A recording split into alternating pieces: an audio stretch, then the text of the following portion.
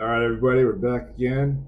Video number 2 in the Rush Tour Documentary little mini series. And today we're going to talk about the R30 Tour in particular, 2004. And this is the first tour they did. It wasn't really in support of an album per se. They did a cover version album called Feedback. It's kind of like the stuff they grew up on. They did a lot of various covers, such as Crossroads by Cream and The Seeker by The Who. Both really good cuts. You know, Rush always, anything they're going to do cover ups, probably going to be pretty damn good. And anybody who went to the tour knows what I'm talking about. Did really good renditions of both those songs, plus a couple more. So, yeah, anybody will check this tour out, you know what I'm talking about. And one of the really good things about this tour, for them to come out, they did the 6-song snippet from their 70s work. They did a little bit of Finding My Way, Anthem, Bastille Day, Passage to Bangkok, and then both books of Cygnus X1, 1 and 2. A little bit of Hemispheres, a little bit of Cygnus from Farewell to Kings. So that was really cool to see, especially if you weren't around during that period. It was just music, no singing, no vocals from Getty. But nonetheless, you know, a 6-7 minute montage of their really early work was great to see live. And yeah, so that kicked off every show on this tour. So if you're lucky to see that tour, it came out of the gates, hit you hard. So then some of the song highlights. Subdivision sounded really good. I've never heard it live. It's first show I ever saw was for the Vapor Trails tour, and it wasn't in the set at that point. And they brought it back for R40. And note on that one, they kept it in all the way through the tours, all the way through 2015, their last tour, the R40. So it's kind of a mainstay staple. And Subdivisions always sounds a lot better with a Gibson from Alex. And their early stuff from Signals and stuff in the subsequent tours in the 80s, 90s, he didn't have that really meaty sound, whereas you get on a Gibson, sounded kind of thin a little bit. Nonetheless, it was good, but you could totally tell he kind of regained control in that song and other songs from that era when he used the Gibsons in the 2000 era. So, and then Red Barchetta for me, that's probably my favorite song of the whole set list that they played on the R30, just because it sounded so good.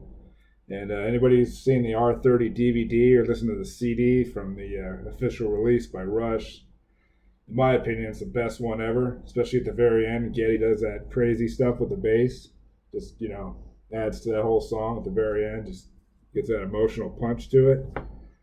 And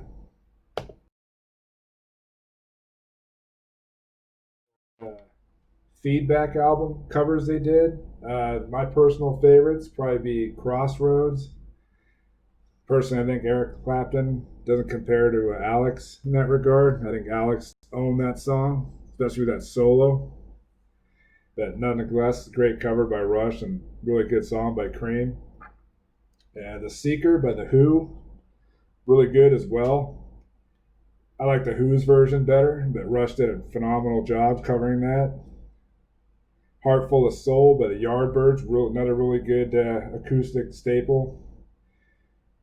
And then, just that whole Feedback album, if you haven't heard it, I strongly suggest it. It's the only, album with covers of any type they've done on it. So, really good stuff there by Rush, attempting to do all their childhood and teenage year favorites at the time. They were, up and coming musicians. So, yeah, really good album to get into, and if you saw them live on the R30 tour, you know what I'm talking about. So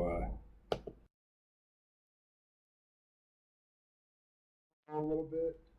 This personally, the one that's on the R30 DVD in Frankfurt when they recorded the DVD itself, I think that's probably my favorite drum solo Neil's ever done, and it's really well documented. Camera angles are perfect, precise on all where he's hitting it at each time. Bass pedals, not bass pedals, drum pedals, snares, all that, hi-hats, triggers, xylophone, electronic drum kit, and then a standard kit. And yeah, for me, it blows me away just how crisp they sounded on that tour. And I'd have to say the DW drum set he used on this tour in particular, best sounding drum set he's ever had of any DW. The only thing that supersedes that, in my opinion, would be the Ludwig drums he used, especially Presto, Roll the Bones era. Just nothing beats that in my opinion, but I'd say the DW kit from R30 is probably my second favorite. It's just really that crisp sound. Every drum is perfectly tuned, and so yeah, Neil's playing on this. It's just phenomenal. As he, the first tour that came back from his hiatus, from his tragedies, was Vapor Trail. So this one, he's kind of a lot more knew what more to expect in this. So yeah, he just kind of came out of the gate swinging again, even harder, better, more precise.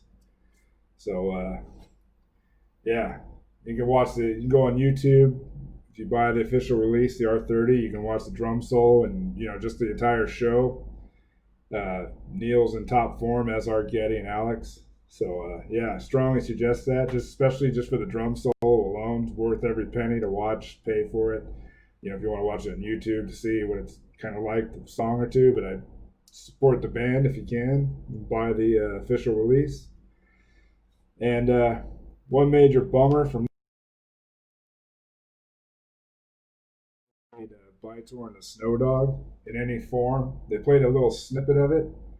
So yeah, it's kind of unfortunate. I wish they would have played it in the Snakes and Arrows tour or Clockwork Angels or something like that. But yeah, if you didn't see R30, you'll never see Bytor after that. So Bytor is such a great song. And I think the only time they ever played it was, you can hear the full version of it on All the World's a Stage from '76, the first live album. And I think they stopped playing it, I think 77, 78 maybe, in its full version. So yeah, it's kind of a bummer. Bytor, that's the last time we ever heard it on the R30. No subsequent tours after. And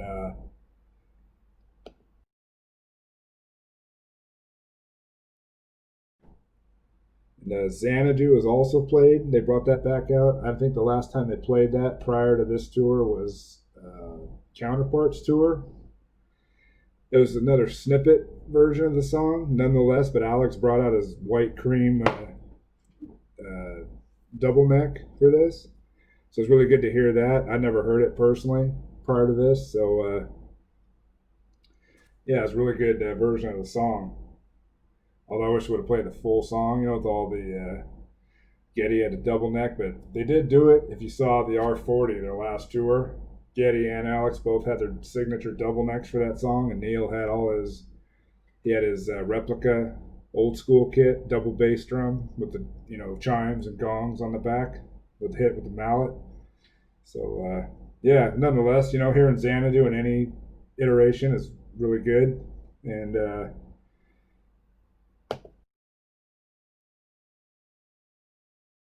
R30, that tour, it's just good sound all around they use.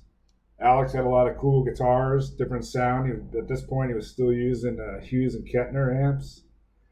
He used an SG, Red Cherry SG. I think it was Roll the Bones song he used it for. Gave it a lot of punch versus, the prior tours. At this point, he started to turn towards Gibson a lot, and then by Snakes and Arrows, he pretty much used Gibson's guitars primarily, just for about every song. I think he maybe used one or two PRS or a Fender Telecaster here and there, but it's primarily Gibson by Snakes and Arrows.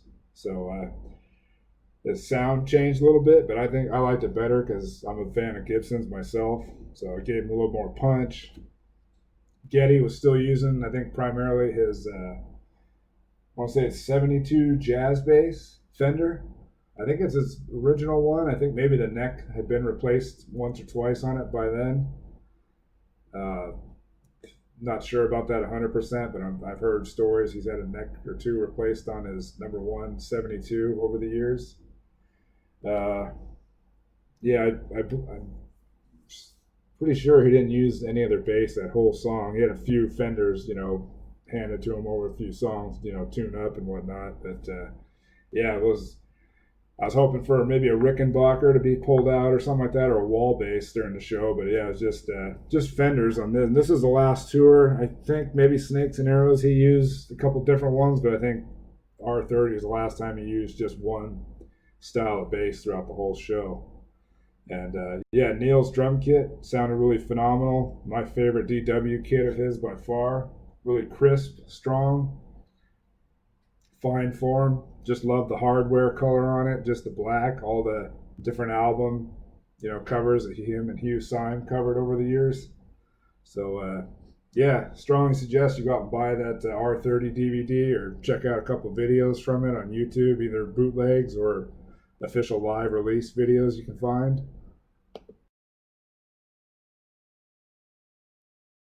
Yeah, haven't read or heard about his book, Neil. It's his fourth book he wrote. Kind of to coincide with the tour and whatnot from the travels of it, and in between his motorcycle riding, between each show, it's called Road Show. And on the cover of the book, it's them playing at Red Rocks in Colorado. Phenomenal place to see a show if you've never been.